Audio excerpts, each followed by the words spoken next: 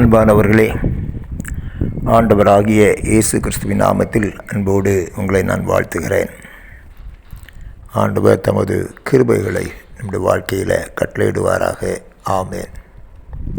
இந்த நாளில் தியானத்திற்காக எடுத்துக்கொள்ளப்பட்ட பகுதி 1 பேதுருவின் புஸ்தகம் முதலாவது நிருபத்தில் முதலாவது அதிகாரத்தை நம்ம படிக்கலாம்.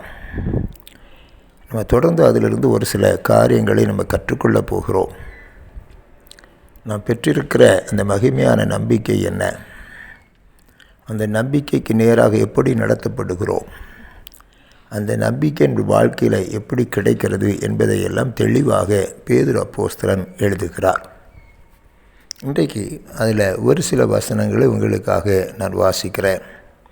3வது வசனத்திலிருந்து வாசிக்கிறேன். நம்முடைய கர்த்தராகிய இயேசு கிறிஸ்துவின் பிதாவாகிய தேவனுக்கு ஸ்தோத்திரம் உண்டாவதாக.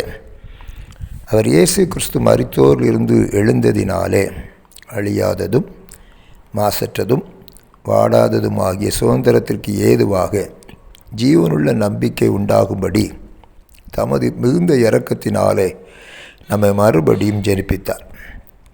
கடைசி காலத்தில் வெளிப்பட ஆயத்தமாக்கப்பட்டிருக்கிற ரட்சிப்புக்கு ஏதுவாக விசுவாசத்தை கொண்டு தேவனுடைய பலத்தினால் காக்கப்பட்டிருக்கிற உங்களுக்கு அந்த சுதந்திரம் பரலோகத்தில் வைக்கப்பட்டிருக்கிறது.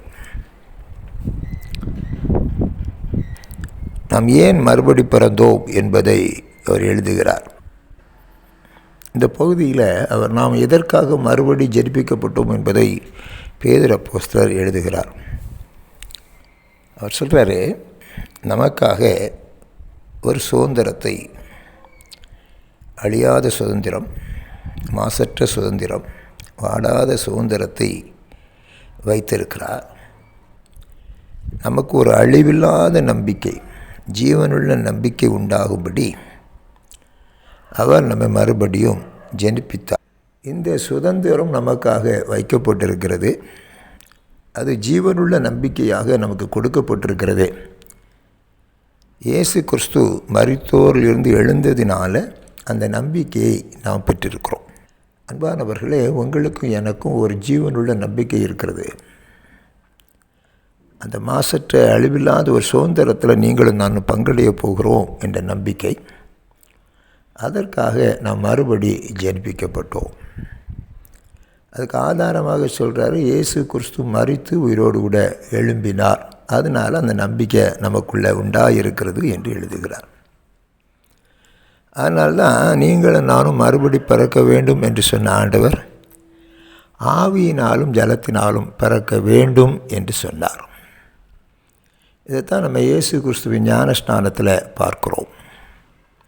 இதை பவுலடியார் ரோமர் 6வது அதிகாரத்தில் மரணத்திற்கு ஏதுவான ஞான ஸ்நானம் அப்படின்னு எழுதுகிறார். அவரோடு கூட மரித்தோமானால் நம்ம அவரோடு கூட எழுந்தும் இருப்போம் என்று எழுதுகிறதை நீங்களும் நானும் பார்க்கிறோம். ஞான ஸ்நானத்தில் அவரோடு கூட மரித்து நம்ம அவரோடு கூட எழுந்திருக்கிறோம். அதனால் அந்த ஜீவனுள்ள நம்பிக்கை நமக்கு உண்டாயிருக்கிறது. இயேசு கிறிஸ்து மரித்தார், உயிர்த்தெழுந்தார் என்று சொல்லும் பொழுதெல்லாம் இந்த நம்பிக்கைக்கு நேராக நீங்களும் நானும் வழி நடத்தப்படுகிறோம். இந்த நம்பிக்கையில் தான் நீங்களும் நானும் ஓடிக்கொண்டிருக்கிறோம். இந்த உலகத்தில் எத்தனை போராட்டங்கள் வந்தாலும், சோதனைகள் வந்தாலும், மரண இருள் வந்தாலும், அச்சுறுத்தினாலும் அதை குறித்து கவலைப்படுகிறது இல்லை. ஏன் அப்படின்னு கேட்டிங்கன்னா, நமக்காக ஆயத்தமாக்கப்பட்டிருக்கிற அந்த மாறாத அந்த சுதந்திரம், அந்த ரட்சிப்பு நமக்காக வைக்கப்பட்டிருக்கிறது. அதனால் இந்த நம்பிக்கையில் நீங்களும் நானும், இந்த ஜீவனுள்ள நம்பிக்கையில் நீங்களும் நானும் ஓட வேண்டும் என்று அவர் சொல்கிறார்.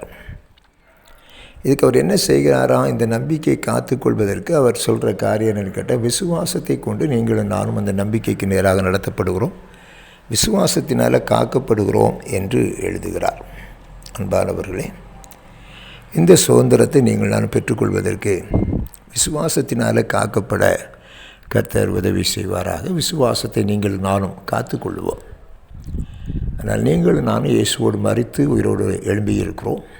அவரோடு கூட நீங்களும் நானும் அந்த சுதந்திரத்தில் பங்கடைவோம் என்ற அந்த ஜீவனுள்ள நம்பிக்கையை நம்ம எப்பொழுதும் கொண்டவர்களாக வாழுவோம்.